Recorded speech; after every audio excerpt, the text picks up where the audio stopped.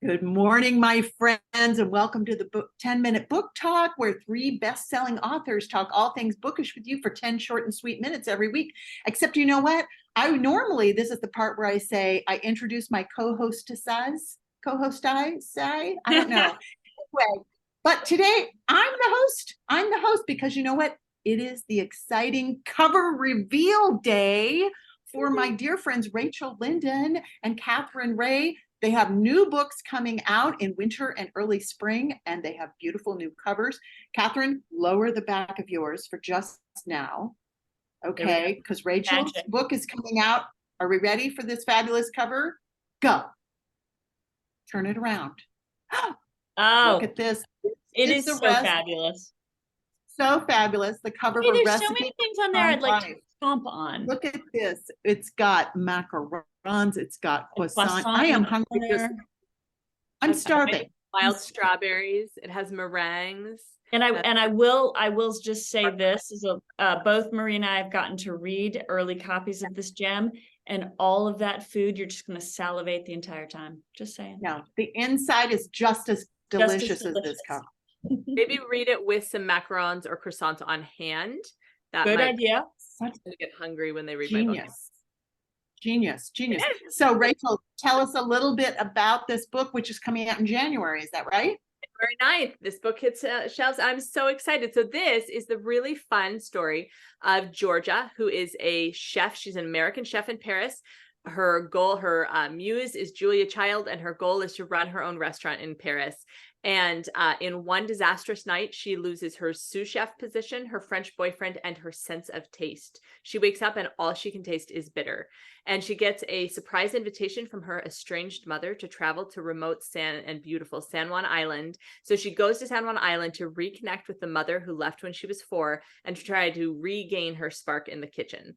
So this book is filled with food. It is filled with beautiful, beautiful places. It is filled with a woman facing grave disappointment, family complexity, and of course, there is a handsome oysterman in chest-high orange rubber overalls who's grouchy and who dislikes her at first sight for reasons she cannot comprehend. And I will tell you, I read this book, and I can't remember his name right now, but you know why I can't remember his name? Because I was so distracted by the mental image of the gorgeousness of this man.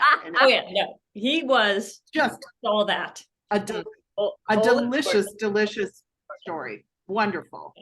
Can't wait. Okay, now, Katherine, Rachel, you're down. Okay, so does it go up this way? Up. Can I just all right. bring it up this Are you ready? way? Yes. I love that. I love Hold it close.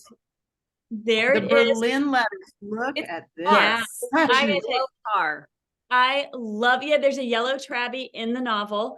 I love this cover. It's different from my other covers, and I just think they captured the story. And this is exactly what Louisa is wearing at one point in the book. I just really loved the cover. So honestly, the font reminds me of Stranger Things, very 1980s. Yes, very 1980s. And then that yellow Traby. I have actually been in a Traby. And you know what? Her stance just says so much. Like, this is a strong woman. I'm fascinated. Yes. So tell us a little bit about the story. Okay, about the strong woman in the story. So she is a CIA cryptographer, and she stumbles across a cache of letters that originated with her grandfather, a story she never knew.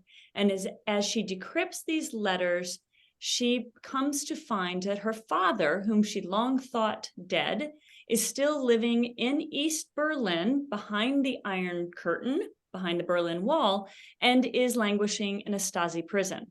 So the whole novel takes place within 1 week in 1989, and it is her story of impetuously, breaking all the rules and heading over to Berlin to try and really just sort of break her father out of jail.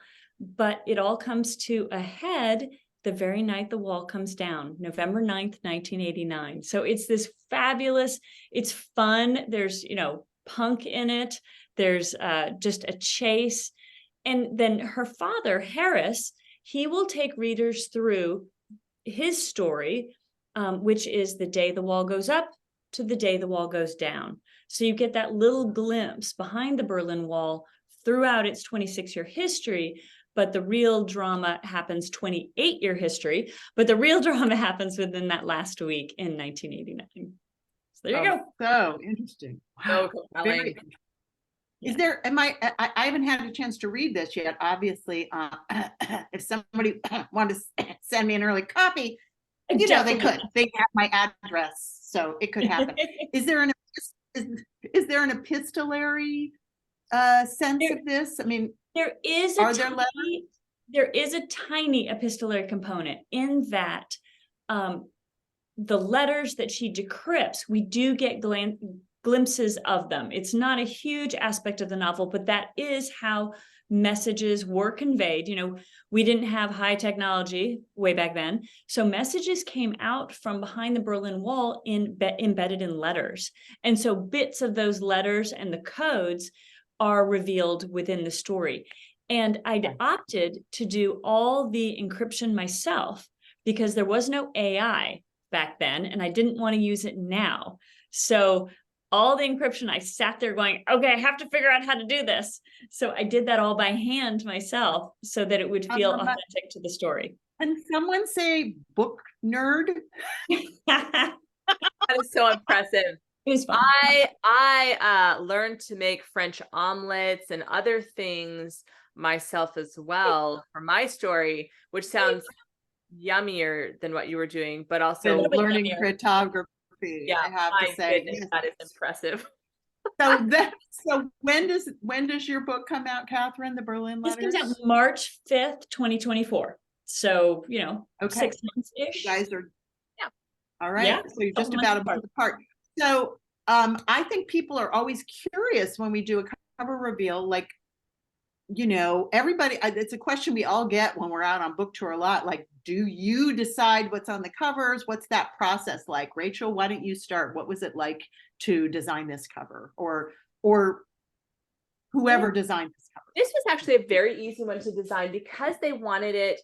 These are not a series. They are standalone novels, but they wanted it to kind of be reminiscent of Magic of Lemon Drop Pie. They wanted there to be quite a lot of similarity. So that kind of made it easy because we were like, okay, it's going to have lots of yummy things on the cover. It's going to have this pretty script, bright, vivid color. So they tried a couple different colors.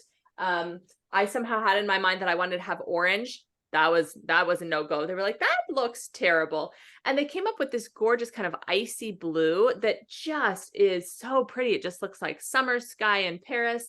And then they put all these beautiful things around it. They had a bunch of different colors, and it was almost like a rainbow of colors. And it was very eye-catching, but I had, I sent it to a couple of design-minded friends, and one of them was like, my eye just doesn't know where to look. It's just a little too busy. So then I pulled out, I asked them, hey, can you just pull out this gold that's so pretty? Can you pull out the pink, and can we make it a little bit more coherent? So they took some of the colors out. There was purple and there was other stuff in there. They took some of the colors out, and we ended up with just this yummy, bright, happy blue sky, yummy things to eat, and pops of this gold that I think really work well for this. And then I asked them to put the sparkles in. And because I just loved the little sparkles, I was like, can you make the dot and life a little like 1950s?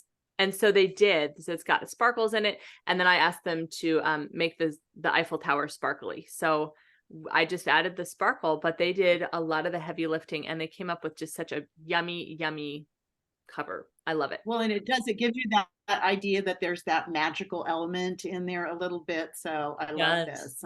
Yeah. You just know you're in for a yummy read. A yummy read. And then on the spine, this is the advanced reader copy, so the spine and back are different. But again, on the spine, they put a meringue and the strawberries, and like it's just so yummy. So even sitting on a bookshelf, you're just gonna be like, ooh, I want whatever that yummy. So it's a yummy story. Gorgeous. Yeah.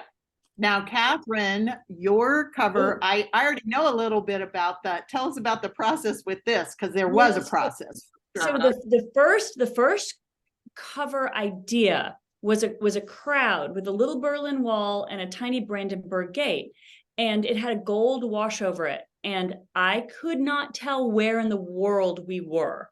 And it needed to be very grounded in Berlin. And I was like, you could be anywhere. And so it was kind of funny. They were playing with that, changing the wash on it, making, bringing the crowd a little smaller, moving the Berlin Wall up. And then I randomly got this email from my editor, said, this is something we've rejected. And I looked at it and I was like, no, that's it. But I will say the first model was leaning against the Trabi in a little more provocative pose. And I'm like, this CIA cryptographer is not provocative. She's all business. I mean, she's not always all business, but this is very serious stuff. So they had a new model. Actually, I think they actually got a model to pose, which was great. To give her this strong stance. And then I even got to pick out of catalog images they sent me, her wardrobe, which was so fun. I'm like, okay, this skirt, these boots. And so it's like a paper doll. that. Yeah, it was like a paper dolls on computer. But it came out beautifully because I really feel like, the place, the time, everything is dialed in, locked in on this one. So, but you're right. It was a process getting there. Super fun one. At first, a little nerve-wracking, but came out beautiful. Up there in the No, end. it is, because you know what? These covers matter. And I got to say, hold up both books, because so we want to know the cover designers for these books. You hit it out of the park this time. They're looking great. You guys, thanks for being with us here on the 10-minute book talk. Be with us every Wednesday and you'll learn all kinds of things, wonderful books about the inside scoop on how books come to be. And of course, if you hang around till January, you can get Recipe for a Charmed Life. In March, we'll be back and talk about the Berlin letters, and you could pre-order them right now. In fact, you know what? I think you should turn off the camera right now. Go pre-order the books, and then we'll see you next week. All right. Thanks. Thank you. Thank you.